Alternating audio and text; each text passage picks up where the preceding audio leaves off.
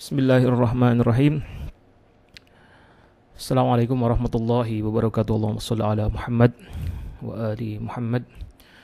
Selamat berjumpa pada seri mata kuliah Sejarah Kebudayaan dan Peradaban Islam Hauzah Ilmiah Al-Mustafa. Dan ini adalah pertemuan kita yang pertama. Dan pada kesempatan kali ini, pertama-tama saya akan menyampaikan silabus atau apa yang akan kita pelajari selama satu semester ini. Kita akan belajar makna sejarah, apa itu makna peradaban dan kebudayaan, kemudian makna Islam yang dimaksud dalam sejarah kebudayaan Islam. Kemudian juga kita akan berbicara tentang kelahiran peradaban dan kebudayaan Islam. Kita akan melihat bagaimana kebudayaan dan peradaban pada periode Mekah dan periode Madinah. Kemudian kita akan belajar beberapa pilar peradaban Islam yang dibangun oleh Rasulullah Shallallahu Alaihi Wasallam. Kemudian kita akan melihat masa Khulafaur Rasyidin. Kita juga akan belajar tentang Nahjul Balaghah, belajar tentang Bani Umayyah, belajar Saifah Sajadiyah. Kita juga akan membahas peradaban dan kebudayaan yang muncul di zaman Bani Abbasiyah, Buwaihi, dan Seljuk. Kemudian juga kita akan belajar kebudayaan dan peradaban di dinasti Fatimiyah, dinasti Ilkhanat, dinasti Safawi, dinasti Ottoman, dan dinasti Mughal. Dan juga kita akan belajar perang salib dan juga invasi Mongol. Sekarang kita masuk ke lesson yang pertama, yaitu terkait dengan definisi dan signifikansi sejarah. Signifikansi itu artinya adalah pentingnya sejarah. Sejarah itu berasal dari bahasa Arab syajarah yang artinya adalah pohon. Jika kita membaca silsilah raja-raja atau silsilah para nabi, akan tampak seperti gambar pohon dari yang awalnya sederhana lalu berkembang menjadi besar. Jadi kalau pakai gambarnya seperti gini kan, ini Syajaratus Sadah Ali Bani Alawi, jadi dari Rasulullah, kemudian Sayyidah Fatimah, kemudian menikah dengan Imam Ali, kemudian punya putra-putra seperti begini, berkembang menjadi seperti begini. Nah, karena penggambaran silsilah atau masa lalu dari manusia-manusia penting itu mirip dengan gambar pohon, maka muncullah istilah syajarah untuk menggambarkan hal-hal di masa lalu dan hal tersebut masih berhubungan dengan masa kini. Sejarah adalah sesuatu yang terjadi di masa lampau, akan tetapi tidak semua kejadian pada masa lalu itu dapat disebut sebagai sejarah, karena yang disebut dengan sejarah itu memiliki ciri-ciri tertentu. Ciri-ciri itulah yang membedakan apa yang disebut sebagai sejarah dengan apa itu peristiwa biasa yang merupakan sesuatu yang terjadi begitu saja, yang terjadi pada manusia, yang terjadi di masa lampau. Ada 7 ciri peristiwa yang disebut ada 7 ciri untuk peristiwa yang disebut sebagai peristiwa sejarah. Suatu peristiwa dapat dikatakan sebagai sejarah apabila memiliki beberapa karakteristik. Yang pertama berkaitan dengan manusia, yang kedua terkait dengan peristiwa lainnya, terkait dengan peristiwa-peristiwa yang lainnya, yang ketiga membentuk hubungan kausalitas, yang keempat menciptakan perubahan, yang kelima bersifat unik, yang keenam bersifat abadi, dan yang ketujuh bersifat objektif. Kita lihat satu persatu bahwa ciri pertama adalah berkaitan dengan manusia. Sebuah peristiwa disebut sejarah jika berkaitan erat dengan kehidupan manusia. Karena itu maka kehidupan dinosaurus misalnya itu sangat jarang disebut sebagai peristiwa sejarah. Ada beberapa di antaranya yang para penulis yang mengatakan sejarah makhluk-makhluk hidup di masa lampau, tapi itu lebih ke ilmu yang lain nanti yang akan dibahasnya. Tapi ketika kita berbicara tentang sejarah yang merupakan bagian dari humaniora, ilmu yang mempelajari tentang manusia, maka yang disebut dengan sejarah itu terkait dengan manusia. Yang kedua, ciri kedua adalah sebuah peristiwa itu disebut sejarah jika memiliki keterkaitan dan hubungan dengan peristiwa-peristiwa lainnya di masa lampau, di masa-masa sudah atau sebelumnya, termasuk peristiwa di masa kini. Maka sebuah kehidupan dari masyarakat primitif yang sudah punah biasanya tidak disebut sebagai peristiwa sejarah gitu. Kenapa demikian? Nah, itu ada beberapa alasan.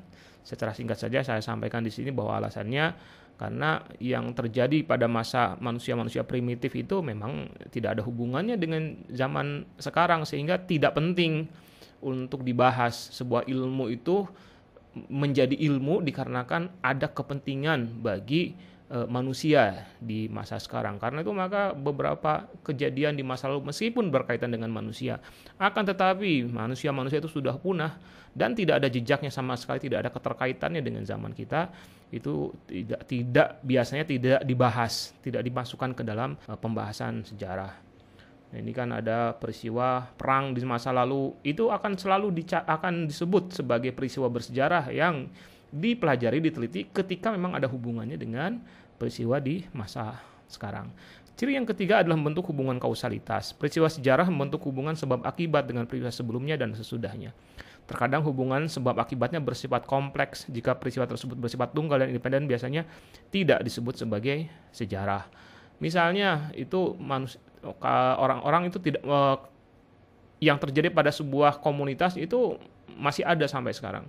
Katakanlah misalnya mereka yang tinggal di kutub gitu kan ya, di kutub, manusia-manusia sampai sekarang masih ada hubungannya, tapi hubungan-hubungan tersebut dengan kita ini tidak membentuk hubungan kausalitas.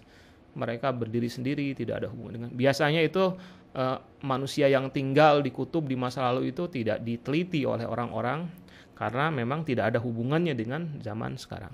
Kemudian yang keempat adalah menciptakan perubahan. Sesuatu itu disebut sejarah kalau menciptakan perubahan yang cukup penting dalam kehidupan manusia, yang meliputi berbagai aspek seperti aspek politik, ekonomi, sosial, atau budaya. Semakin sedikit perubahan yang diciptakan, semakin rendah nilai sejarah.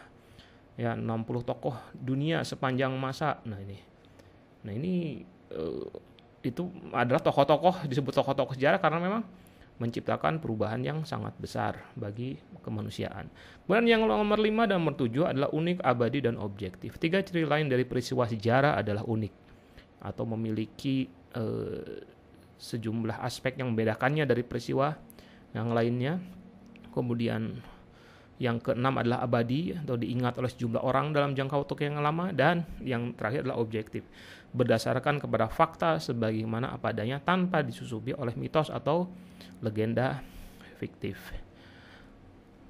Ada 5 kategori sejarah. Sebuah peristiwa biasanya dihubungkan dengan salah satu di antara 5 kategori, yaitu kategori kurun waktu, kategori wilayah geografis, yang ketiga kategori negara atau nasionalitas, yang keempat kategori etnis, dan kelima pokok bahasan. Berdasarkan kurun waktu atau kronologis, misalnya ada yang disebut dengan sejarah pra-Islam, misalnya sejarah zaman Rasulullah, sejarah Khulafaur Rasyidin, Bani Umayyah, dan seterusnya. Berdasarkan wilayah atau geografis, misalnya sejarah Eropa, sejarah Timur Tengah, sejarah Jawa, misalnya sejarah Sumatera, sejarah Papua, dan lain sebagainya. Ketiga adalah berdasarkan negara atau nasional. Sejarah Indonesia dalam pengertian nasional ya, bukan kawasan ya.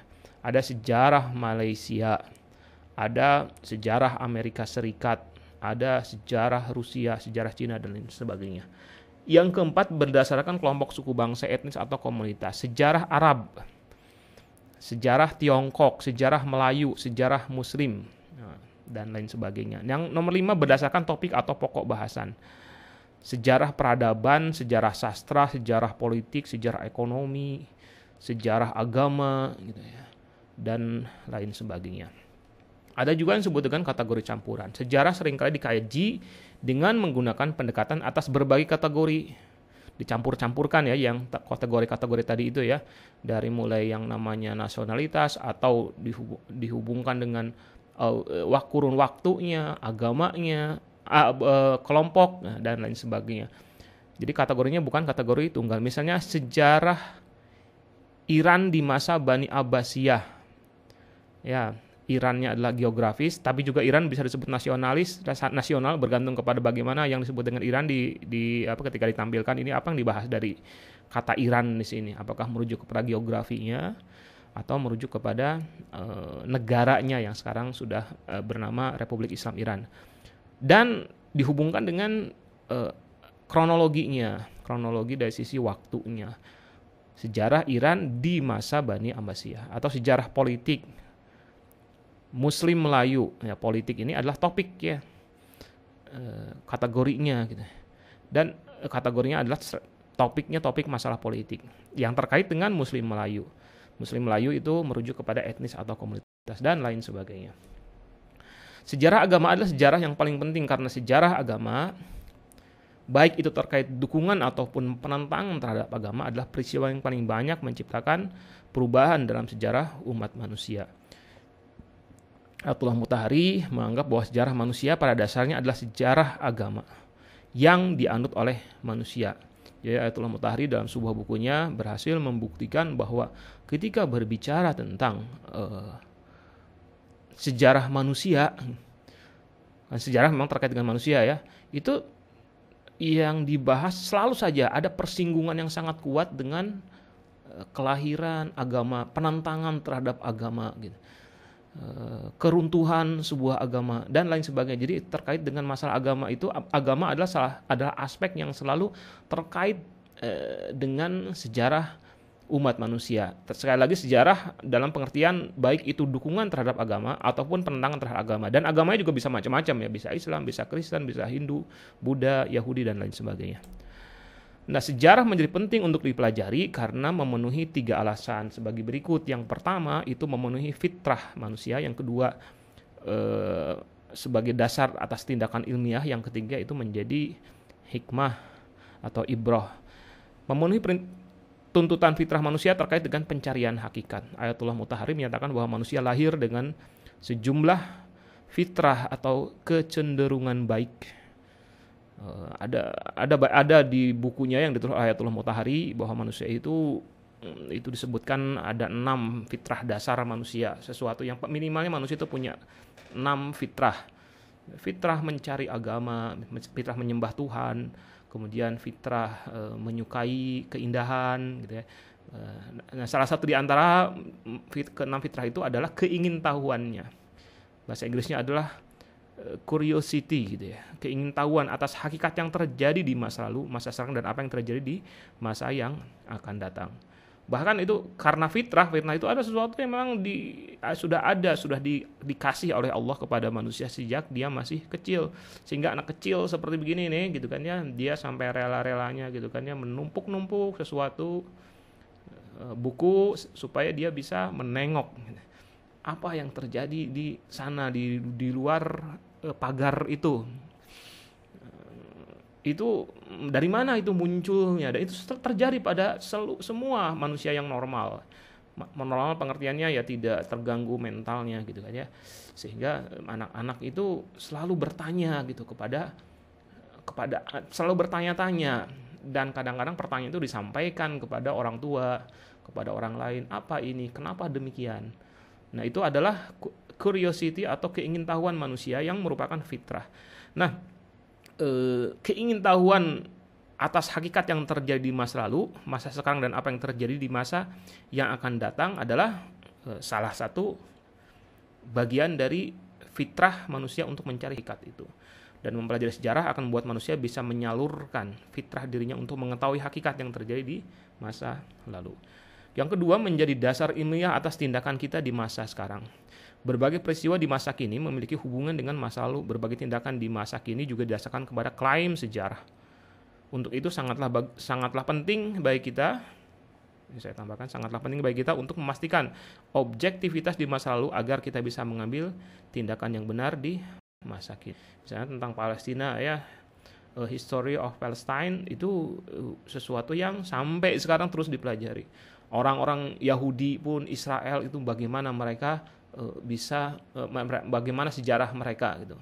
Kapan mereka pernah ada di kawasan Palestina, kapan mereka diusir, kapan mereka terlunta-lunta di berbagai kawasan dunia, kapan akhirnya Palestina itu dijadikan sebagai tempat berkumpulnya atau tempat berkumpulnya orang-orang Yahudi di seluruh dunia dengan satu janji negeri yang dijanjikan, dan akhirnya mengusir orang-orang Palestina dan lain sebagainya. Dan itu dipelajari terus itu. Kenapa? Karena memang menjadi klaim untuk masalah politik, masalah ekonomi sampai sekarang. Nah, untuk objektivitas terkait dengan apa yang terjadi di masa lalu itu sangat penting diketahui dan yang mempelajarinya adalah sejarah ya. Kemudian yang ketiga adalah menjadi ibrah atau pelajaran. Lalu belajar dari keberhasilan atas kegagalan apa yang terjadi di masa lalu dan menjadikan sebagai inspirasi untuk melakukan tindakan di masa sekarang. Ayat Al-Qur'annya adalah a'udzubillahi minasyaitonirrajim qul siru fil ard fanzuru kaifa bada'al khalq tsummallahu yunshi'un nasy'atal akhirah innallaha 'ala kulli syai'in qadir. Al-Ankabut ayat 20. Katakanlah kalian berjalanlah di atas bumi dan kemudian perhatikan bagaimana awal mula penciptaan, bagaimana Allah menciptakan kehidupan setelahnya, dan Allah Maha Kuasa atas segala sesuatu. Pentingnya membaca sejarah menurut Al-Quran. Al-Quran mengatakan a'udzubillahi minasyaitonirrajim wa kullan naqussu 'alaika min anba'ir rasuli ma nuthabbitu bihi fuadak wa jaa fi hadhil haqq mau'izatan wa dzikra lil mu'minin. Ada ayat Al-Quran yang artinya adalah semua kisah dari Rasul-Rasul itu kami ceritakan kepadamu. Itu adalah kisah-kisah yang dengannya kami teguhkan hatimu. Dan dalam surat ini telah datang kepadamu kebenaran serta pengajaran dan peringatan bagi orang yang beriman. Surat Hud ayat 120. Ini juga adalah ayat yang berbicara tentang pentingnya mempelajari sejarah. Ayat yang lainnya yang isinya kurang lebih sama menyatakan a'udzubillahi minasyaitonirrajim wa rusulan qad qasasnahum 'alaika min qablu wa rusulan lam naqsushum 'alaik wa kallamallahu Musa taklima. Dan rasul-rasul yang sungguh telah kami kisahkan tentang mereka kepadamu dahulu dan rasul yang tidak kami kisahkan tentang mereka kepadamu. Wa kallamallahu Musa taklima, dan Allah mengajak berbicara kepada Musa. Dan ini surah Yusuf ayat 111. A'udzubillahi minasyaitonirrajim laqad kana fi qasasihim ibratun liulil albab ma kana haditsan yuftara walakin tasdiqal ladzi baina yadayhi wa tafsila kulli syai'in wa hudan wa rahmatan liqaumi yu'minun.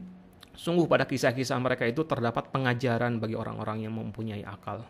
Al-Quran itu bukanlah cerita yang dibuat-buat, akan tetapi Al-Quran itu membenarkan yang sebelumnya dan menjelaskan segala sesuatu dan sebagai petunjuk dan rahmat bagi kaum yang beriman. Itu saja yang bisa saya sampaikan pada sesi kali ini. Assalamualaikum warahmatullahi wabarakatuh.